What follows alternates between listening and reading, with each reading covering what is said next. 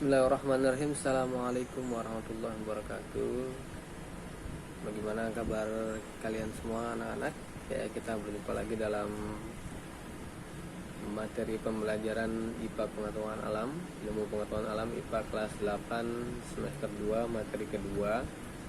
Masih lanjutan dari bab ke-1 tentang tekanan zat dan penerapannya dalam kehidupan sehari-hari. Kemarin kita udah belajar yang pertama tentang tekanan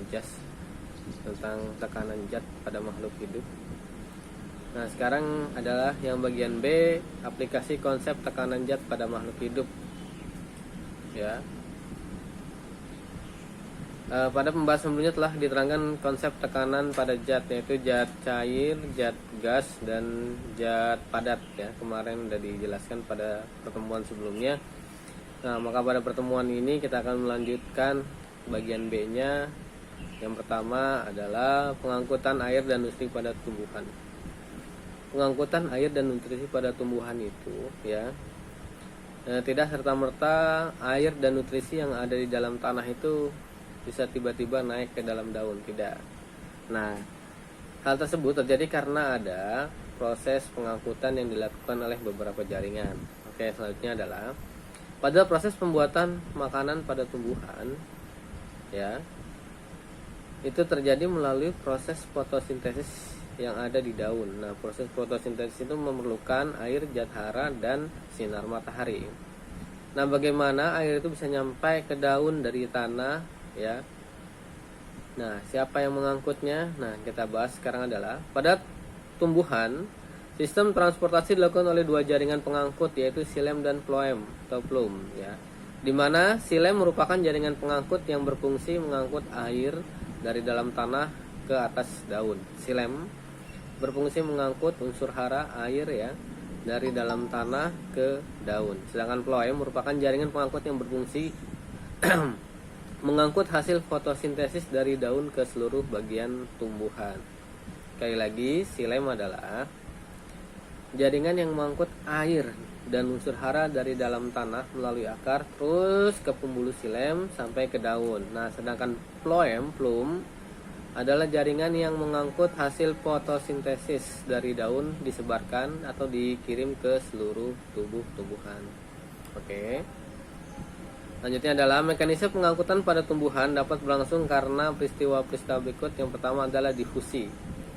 Apa sih difusi itu? Perpindahan zat terlarut dari larutan berkonsentrasi tinggi ke larutan, ya, berkonsentrasi rendah tanpa atau melalui membran semi permeable. Jadi difusi ini adalah perpindahan zat terlarut, zat yang terlarut.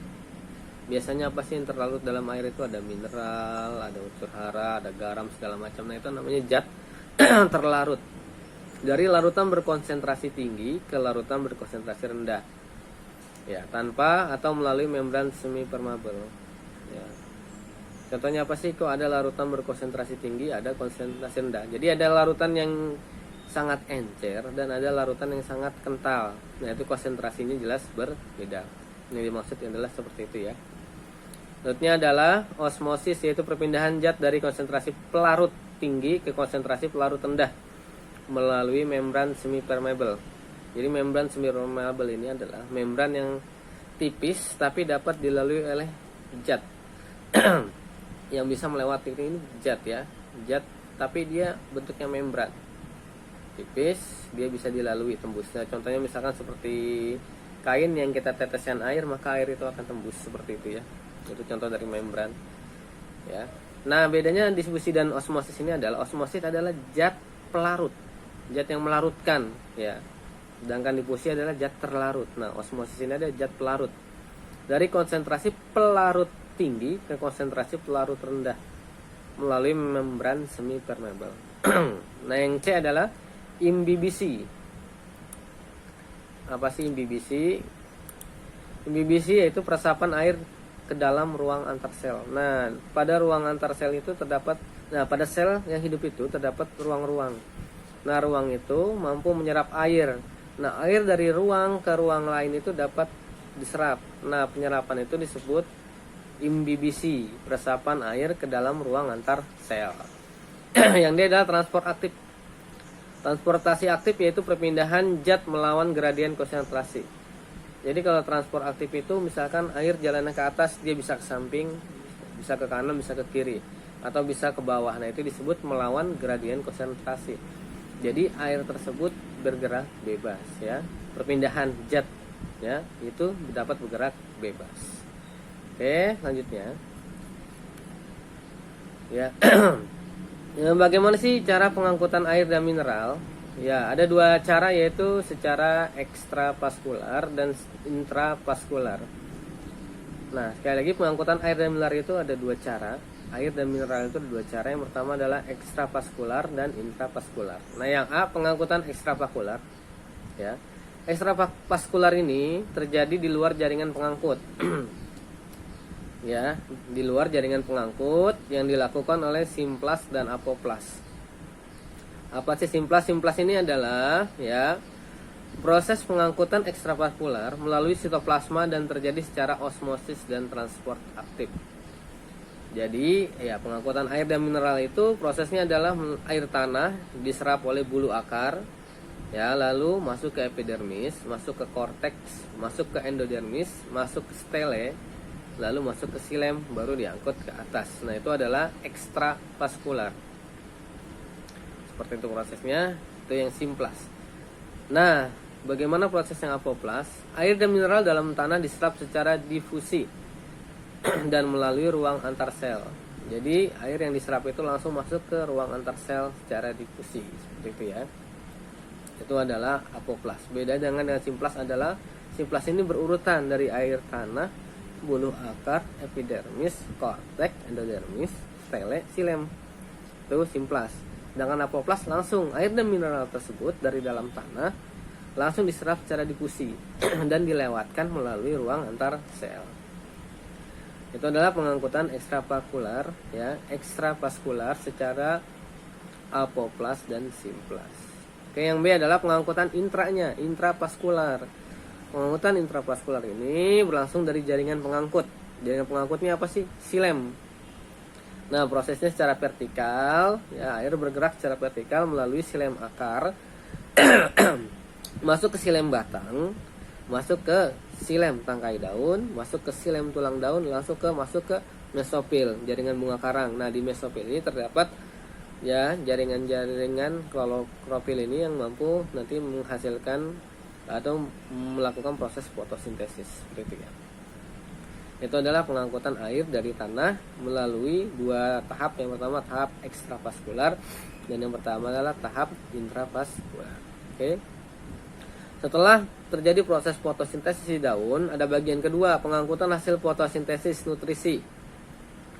Siapa yang melakukan proses transportasi penghasil fotosintesis ini dari daun ke seluruh tubuh tumbuhan?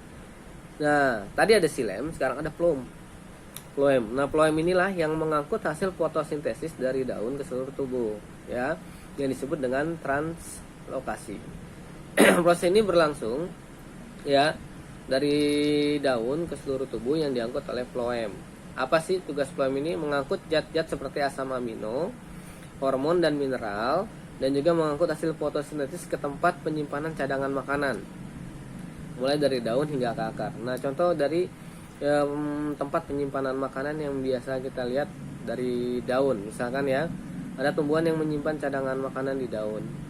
Nah, biasanya ada tumbuhan yang menyimpan cadangan makanan di batang, dan ada tumbuhan yang dapat menyimpan makanannya di akar. Nah, kalian bisa pelajari secara mandiri nanti tanaman apa saja yang mampu menyimpan cadangan makanannya di daun, di batang, dan di akar, seperti itu ya. Itu adalah tugas dari phloem, di mana phloem ini bertugas mengangkut hasil fotosintesis ya dari daun ke seluruh tubuh. Itu ya. Oke. Itu yang pertama tadi tentang ya aplikasi konsep tekanan pada makhluk hidup, pengangkutan air dan nutrisi pada tumbuhan.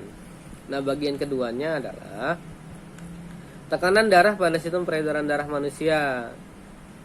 Nah, sistem transportasi pada manusia terdiri atas 3 komponen, yaitu darah, jantung, dan pembuluh darah. Ya, sekali lagi sistem transportasi pada manusia terdiri atas 3 komponen, yaitu darah, jantung dan pembuluh darah. Dan peredaran darah di sini dibagi menjadi dua, yaitu peredaran darah kecil dan peredaran darah besar. Bagaimana sih mekanismenya?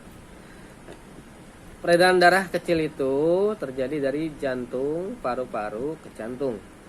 Dari jantung, paru-paru kita kembali lagi ke jantung. Nah, darah mengalir melalui jantung bagian kiri tubuh, terus kembali ke jantung bagian kanan paru-paru, jantung bagian kanan. Ya. Nah, jantung, paru-paru, jantung, darah mengalir dari jantung bagian kanan ke paru-paru, kembali ke jantung bagian kiri. Itulah peredaran darah kecil. Peredaran darah besar, mekanismenya adalah jantung, seluruh tubuh kita ini kembali lagi ke jantung. Artinya darah mengalir melalui jantung bagian kiri menuju bagian tubuh, ya, seluruh tubuh kita kembali lagi ke jantung bagian kanan.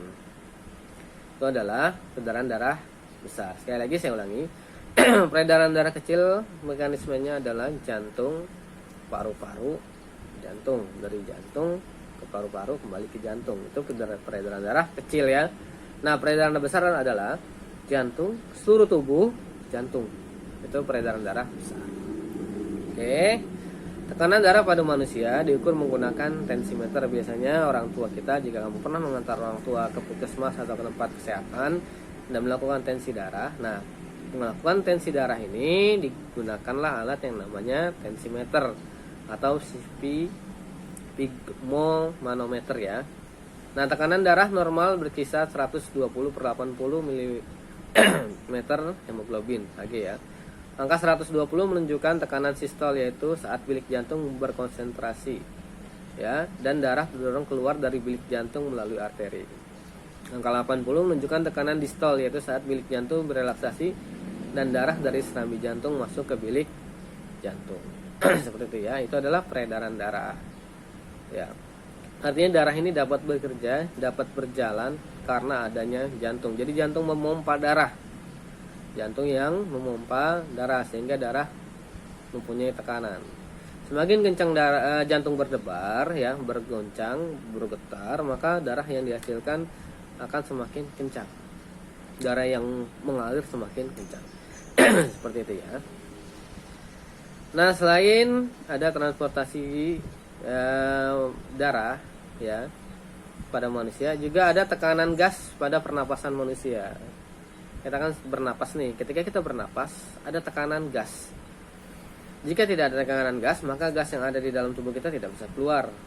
Baliknya, jika tidak ada tekanan dari dalam, maka udara yang di luar tidak bisa masuk. Seperti itu. Tiap menit paru-paru mampu menyerap sekitar 250 ml oksigen dan mengeluarkan sekitar 200 ml karbon dioksida. Tiap menit, setiap menit, ya, bukan setiap jam atau setiap hari, tapi setiap menit. Nah, pertukaran gas tersebut terjadi secara difusi, ya. Tekanan parsial adalah tekanan yang diberikan oleh suatu gas tertentu dalam campuran gas tersebut. Ini ada campuran gas karbon dioksida dan oksigen. Nah, tekanannya, ya, yang mana lebih kuat, gitu, ya. Nah, tekanan parsial oksigen disebut, ya, PO2 atau parsial oksigen O2. Dan tekanan parsial karbon dioksida adalah PCO2 atau parsial CO2. Darah yang masuk ke paru-paru melalui arteri pemolus memiliki PO lebih rendah dan PCO lebih tinggi daripada udara di dalam alveolus. Gitu, ya. Oke, sekali lagi. Tekanan parsial oksigen disebut PO2, sedangkan tekanan parsial CO2 adalah karbon dioksida adalah PCO2. Begitu. Ini adalah, ya, tekanan atau aplikasi konsep tekanan zat pada makhluk hidup, ya. Ya, pengangkutan air dan nutrisi pada tumbuhan, terus pengangkutan air dan mineral, ya, pengangkutan hasil fotosintesis, ya. Terus ada tekanan darah pada sistem peredaran manusia, itu berkaitan dengan tekanan, dan juga ada pertukaran gas dalam tubuh, itu merupakan tekanan gas, tekanan yang dihasilkan gas. Seperti itu, ya. Itulah materi semester kedua, bagian kedua. Ya. Selasa 26 Januari 2021, ilmu pengetahuan alam kelas 8 bab 1. Nah, bab 1 sampai di sini tuntas. Nanti minggu depan kita akan masuk ke bab 2 ya. Kita masuk ke bab 2. Bab 2 ini nanti berbicara tentang sistem pernapasan pada manusia. Oke, itu saja yang dapat saya sampaikan. Kurang lebihnya mohon maaf. Wassalamualaikum warahmatullahi wabarakatuh.